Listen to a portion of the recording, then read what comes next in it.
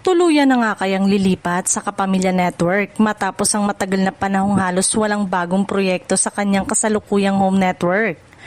Marami ang nagsasabing panahon na raw para sumubok siya ng panibagong direksyon sa kanyang karir. Ayon sa mga usap-usapan, matagal na umanong walang major acting project ang aktor sa GMA, kaya napag-isipan nitong tanggapin ang mga oportunidad na inaalok ng kabilang network.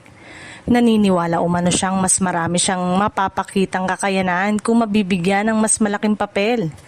Dagdag pa ng ilang source, positibo umano ang naging usapan sa pagitan ng aktor at ng kanyang magiging bagong management. Bagamat wala pang opisyal na anunsyo, sinasabing malapit ng formal na ilantad ang kanyang bagong proyekto.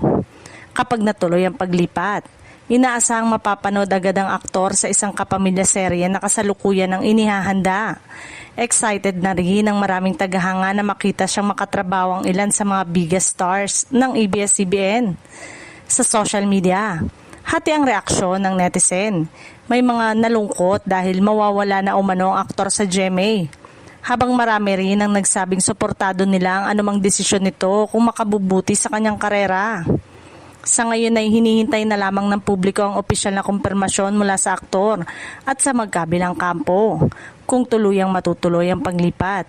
Isa na naman itong malaking balita sa mundo ng showbiz at manibagong simula para sa kanyang karir.